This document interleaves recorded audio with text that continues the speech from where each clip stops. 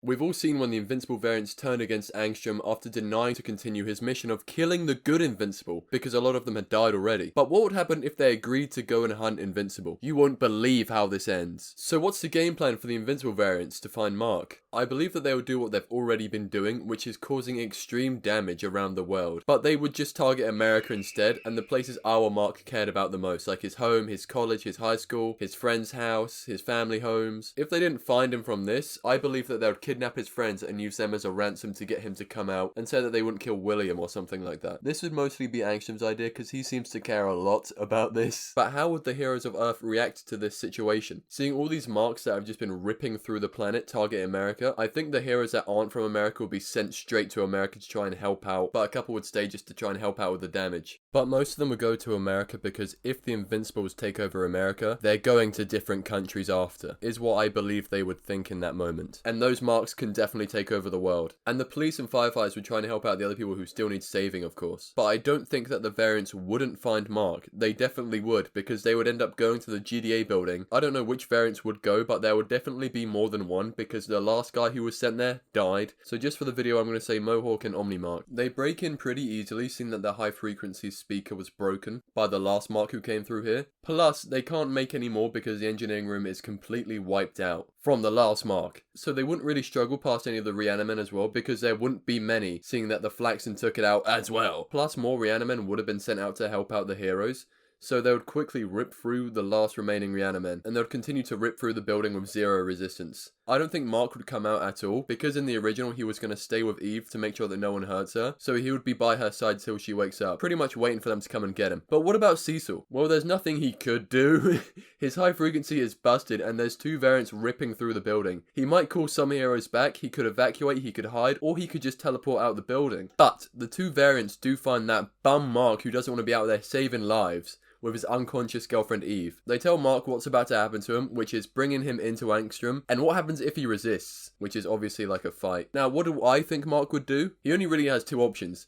Go willingly and try to think of a plan to keep everyone in the building safe, including his girlfriend, and hope he has a plan before it's too late. Or the other option, which is surprisingly still in character, he crashes out, because Eve is in trouble has always been Mark's main motivation to fight harder and stop holding back, like with Conquest. What would actually happen in this scenario though? It could definitely go both ways, but I think it would end with Mark giving himself over, or at least leaving the building until he thought that Eve was safe. I don't think he would fight these two, because he previously struggled against Masked Mark and Omni-Mark, with the help of Eve as well, and she ain't here no more, and he was still struggling. So I think that just him versus those two, I don't think he's winning that at all. Especially because Mohawk is like the second strongest out of all the variants, or so I've heard. So what does Angstrom want with Mark? From the sounds of the original clip, Angstrom said he wants to meet face to face again, and in the original episode as well, Angstrom waited for Mark, and when Mark came out throwing paws, Angstrom seemed quite happy to see him. So obviously he would want to kill Mark. But what about the other variants? How are they doing considering that there are 8 of them and 2 are with Mark? What are the remaining 6 doing? Sinister Mark would just be on a killing spree. From what I've seen on the other episodes and part of the comics, this man is completely unhinged and insane and wants nothing but blood.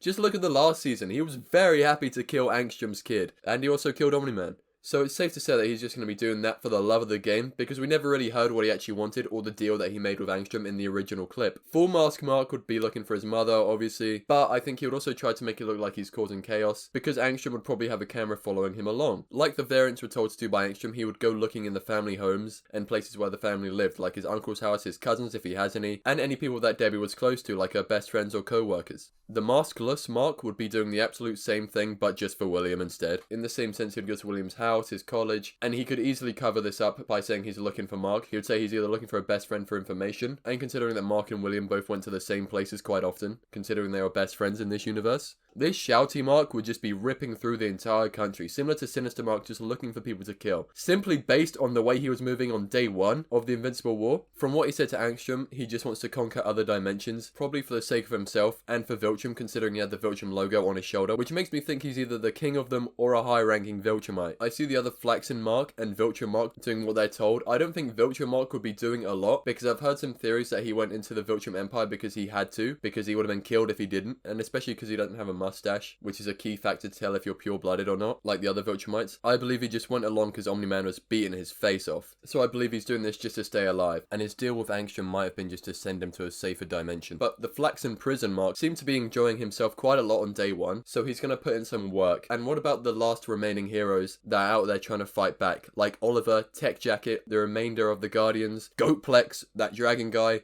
Brit Squad, and all the other nameless heroes I've forgotten about. I generally don't think all the variants would be killed off, because it would be obvious to say that seeing that all these variants are still alive, they would be stronger than the rest of them. Look at it like evolution. Don't get me wrong, 2 would definitely die from this because of the sheer numbers of the heroes, and there are some pretty heavy hitters still alive, but not all the variants would die because there's just so many of them around. Surely they would run into each other like Masked Mark and Omni Mark. And this also isn't all of their first time destroying a planet. They've done this before, and being a Viltrumite makes you like #1 strongest on the earth at this point. So the remaining heroes die, but they take 2 variants with them. I'm going to say Viltrum Mark and Flaxen Prison Mark. But let me talk about the huge elephant in the room, Eve. After the final episode of Invincible, she's definitely one of the most powerful beings in the universe. How does she do in this scenario? Considering she was unconscious for most of the Invincible War, I believe that she would stay under, especially because she doesn't have any type of medical help, because it's likely that Omni Mark and Mohawk Mark both destroyed the electrical system, or just most of the GDA building, so she wouldn't be able to wake up until many hours later. I'm not a doctor, so I could be wrong. And what about her Super Saiyan form? Could she not wake up using that? Would she transform? From what she said in the season finale about what condition she must be in to transform into this character that just doesn't put up pink walls that never work after the first use, she must be going through some sort of traumatic experience, almost like dying, so she can end up healing herself fully. For example, losing 4 major organs and almost bleeding to death. But she must do it herself. By the sounds of it, she loses all mental blocks so she can control organic forms of matter. But she's unconscious right now, so she cannot transform. So she must be conscious and think about what she's able to do. So Mark has been brought to Angstrom. And how does the fight go? Well, obviously Mark would win this fight